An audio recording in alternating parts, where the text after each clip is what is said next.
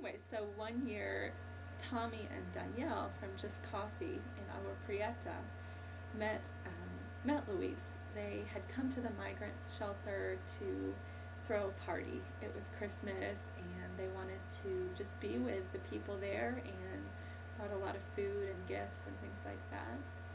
And so they met Luis there, and as I said before, Luis was just really talkative and just interested in making friends with everyone. And so he talked to Danielle and Tommy for quite a long time, and they said, well, if you're going to be migrating north, why don't you stop in Agua Prieta? And we could even maybe give you a job there at Just Coffee. Or if not, you can at least just stay there for a while. So look us up when you get there. So anyways, unfortunately, Luis lost their email and their phone number. So he wasn't sure where he was going to go once he got to Agua Prieta, but he was going to look up Just Coffee once he got there. So he started to make his way north again, and eventually found another migrant shelter in Veracruz. So he was staying there for a couple weeks, I think, on his way up north, and again was just making friends with everyone that came by. And there was a delegation from No Mas Muertos, a humanitarian aid organization based in southern Arizona, and just so happened that they were visiting this migrant shelter the same time Luis was there. And he was talking to a girl named Laura about his story and about his plans to go to the U.S. And he said, by the way, you're from Arizona. Maybe you know a guy named Tommy. And miraculously, she did. So Laura was able to give this guy Luis Tommy's information, so that when he got to Agua Prieta, he would be able to find where they were. So 3 days before Christmas and a few days before we were about to take a cross-country trip to Chiapas, Luis showed up on the doorstep of Just Coffee. And he wasn't wanting to work. He was still convinced that he wanted to cross into the U.S. He still wanted to get to New York City, which is where his brother was. Everyone told him it was impossible. After all, he had no legs still and was in a wheelchair. And to cross into the U.S., he was going to have to go for maybe miles throughout the desert. And so people thought this was impossible. And even if it was possible, it was going to be really hard.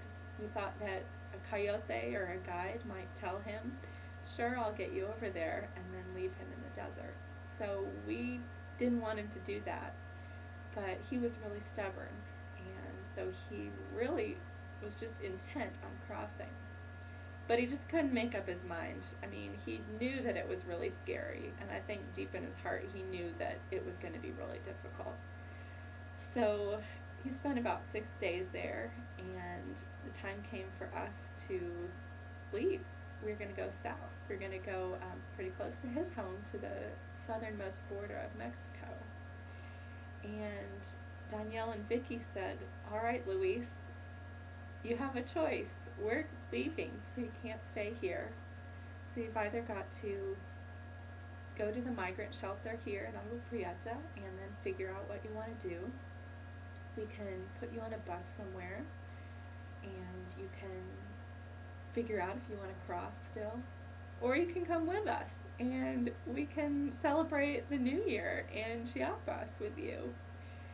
And so he thought for a little while and decided that he was going to come. So after making that trek thousands of miles to the north, he just got on a bus with us and went to Chiapas. And it was an incredible trip. We had, as I said, I think seven or eight people, including a 3-year-old, a guy with no legs, and a little dog. So there we were in this Catholic church van, the Sacred Heart of Jesus van, and we made our way down about 2,000 miles, maybe almost 3,000 miles to Chiapas. Took us 56 hours in the car, But we made it, and the van got us there and got us home. But we ended up leaving Luis in Tapachula, which is not the capital, but a large city near the Guatemalan border. And we wanted Luis to celebrate the New Year's with us. After all, we just spent almost 60 hours in a van with him, and so we really wanted to share that holiday with him. And he had become part of our crazy little family, basically. But Luis was really intent on getting home to see his sister. So he wanted to celebrate the New Year with her. So he urged us to leave him in Tapachula, and so we did. And he went home and stayed at home for a while, and then he showed up in Agua Prieta 3 months later and decided that he wanted to work at Just Coffee.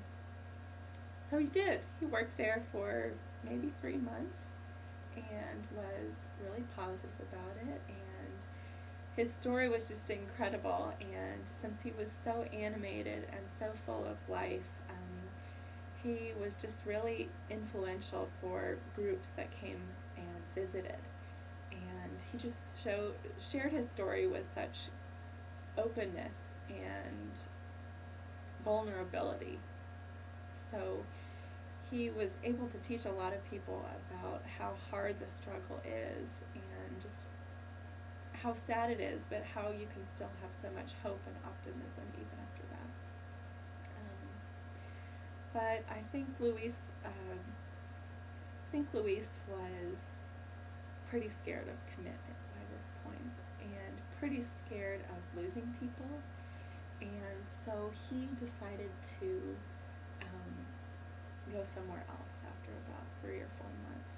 And I think he was really scared of getting really close to our community and getting really close to Danielle and Vicky, who had welcomed him into their home. And so he just left one day really without saying goodbye. And he had told us that he really loved Danielle and Vicky and was really, really thankful for everything that they had done, but I think he was scared that someday, sometime down the road, that something would happen, or he would be separated from them for some reason, and he just couldn't get more emotionally close to them than he already had.